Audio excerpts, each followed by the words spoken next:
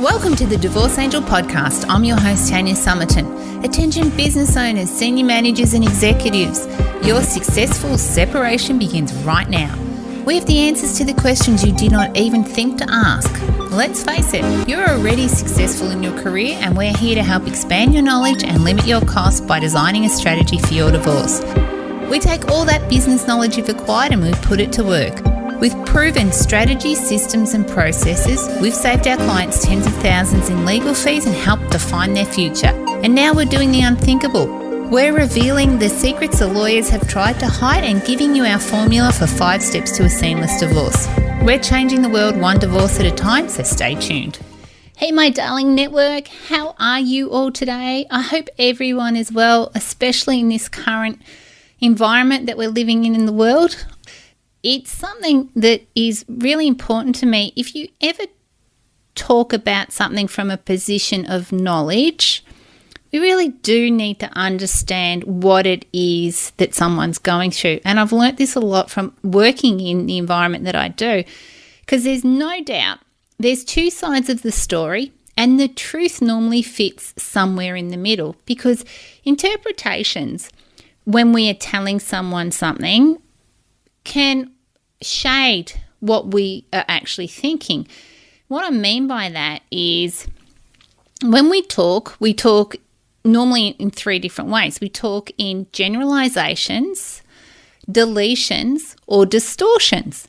And if you consider each of those, in a lot of cases, we're actually not talking facts from the position of the incident that actually happened. And I've previously spoken about, I'm not sure, please, I'm paraphrasing here, but there was a guy many, many years ago that rode through the middle of town and he had on his head a hat. Now, everyone on the right side of the road thought that he had a black hat on. Everyone on the left side of the road swore that he had a white hat on. The problem was both sides were right because he had a multicoloured hat. But what it did is it caused a massive problem that, no, you're wrong. That wasn't what happened. He actually had a white hat on. And then the people on the other side of the road are saying, no, you are wrong. He had a black hat on. And this is what occurs when we're talking about interpretations. And sometimes the fact of the matter is that was the fact that we saw right there at that minute. But the person on the other side of the road, the fact was that they saw something completely different. And when I was working at the airport, and because I was in charge of, please don't hold this against me, but parking infringement notices, I would have to go to the local magistrate's court and have to enforce, obviously, people paying outstanding fines. And in the airport, unfortunately, it came under the Federal Airports Act. So we as an airport really had no say on it. It was actually enforced by the federal government to keep the airport secure and make sure the environment was protected. So, people might park for 20 minutes, but they were worried from a security perspective that possibly they were either touting, they were looking at what was going on around the environment, they were trying to get insider intel, whatever the case may be. So a lot of people thought that they were being fined simply for staying longer than needed, but there was a bigger picture.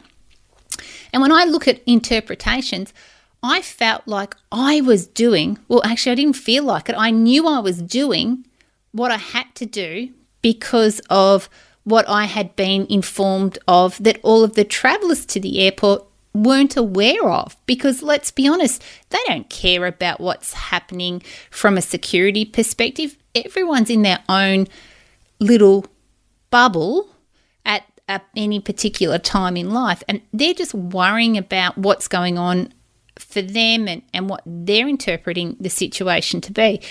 So what happens is they just see that they are getting fined because they've stayed 5 minutes longer than they should have, and that's not fair. My family member hasn't come out. The airport's or the plane's been delayed. How is that my fault?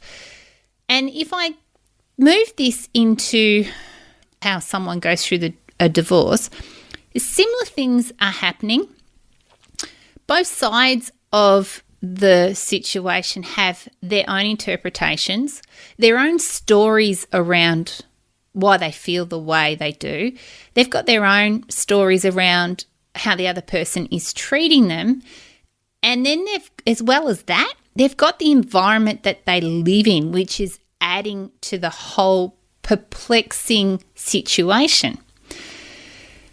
And the reason I wanted to talk about this was I was interviewed last week on a show called Fearless. And the question was, what am I most afraid of? And I can tell you now, and I'm happy to share and be vulnerable with you guys because, obviously if I'm not vulnerable with you, you won't be vulnerable with me. And that's how we're going to change the world. We need to be the people that stand up, that make the right decisions, and that we go out there and we share our love. And when you're vulnerable with me, it means I can be vulnerable with you and the world will be a better place. He said to me, what am I most fearful of? And I said to him, I'm most fearful of not living up to my full potential.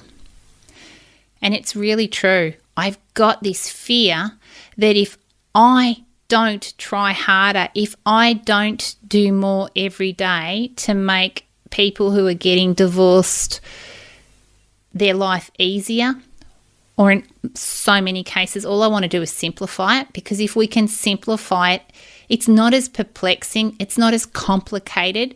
And when it's simple, we can move through the steps a lot quicker and easier. And when we do that, we're not as emotional, it's not as expensive, and we can move on happily. We move on happily. So when I was talking to him and being interviewed, he said, well, how do you know that you're living up to your full potential? And this is where you guys might be able to relate. If I don't wake up every morning feeling absolutely sick in the stomach with either butterflies or feeling like something is out of balance in my life, if I don't wake up that way, I know that I'm not going to have a good day. That might sound a little bit contradictory, because here I am saying that I want to wake up with the feelings of, being a little bit sick in the stomach, or a bit worried. And it's maybe even not worry is not the right word. But the reason I want to wake up that way is because I know when I wake up that day, I am stepping outside of my comfort zone. And when I step outside of my comfort zone, that's when amazing stuff is going to happen. So if I wake up and I feel generally okay, it's just going to be another day, it means I'm just going to be average that day. I'm just going to be average. And I don't want to be average. I want to help as many people as possible. And to do that, I must be living up to my full potential, and I must be waking up sick, and I must be doing something every single day that is pushing me outside of my comfort zone. Because otherwise, it's just going to be another average day. And I don't want any more average days. I don't want any more average days. I want to have an amazing day. And I want you to have an amazing day. So if I'm pushed outside of my comfort zone, if I do something that doesn't feel natural or normal to me, and it means that I grow as a person, it means I can bring you along on that journey with me. And when you come on that journey with me, it's going to help you have a happier life, because I'm leading by example, and I'm showing you if I can do it, and I'm just Tanya Somerton. If I can do it, you can do it. And if you can do it, you can help someone else do it. And if you help someone else do it, they'll help someone else do it. And if your kids are happy because you're happy, then it just has, can you see what's happening? It's having a ripple effect. It's a stone in the ocean and it's just rippling through. And so I feel if I'm not fearless, if I don't wake up and at least have some sort of feeling in my gut that something's going to be pushing me outside of my comfort zone, then I'm not going to do something extraordinary or extraordinary. And what I want you to understand is right now, if you are so scared, if you are so fearful of what's about to happen, think about what I just said to you. If you do nothing, if you continue to just stay where you are, nothing's going to change. And if nothing changes, what are you prepared to pay for that? Because there has to be a reward. So are you getting the reward of not doing anything means that you're not having to address whatever pain it is that you're feeling? You don't have to address your financial situation. You don't have to address the conflict, because they're all the things that so many of us don't want to have any confrontation about. But the bigger issue is if you don't do something, you could be in the same situation for another year, another 2 years. And how much is that going to cost you? And so if you want to have an extraordinary life, if you want to be happy, you have to be fearful, because it's okay to be fearful, because that's what's going to get you moving. It's what's going to get you thinking about what you need to do. It's going to get you to where you need to go. And you will have heard me say before, a marathon is won by one step at a time.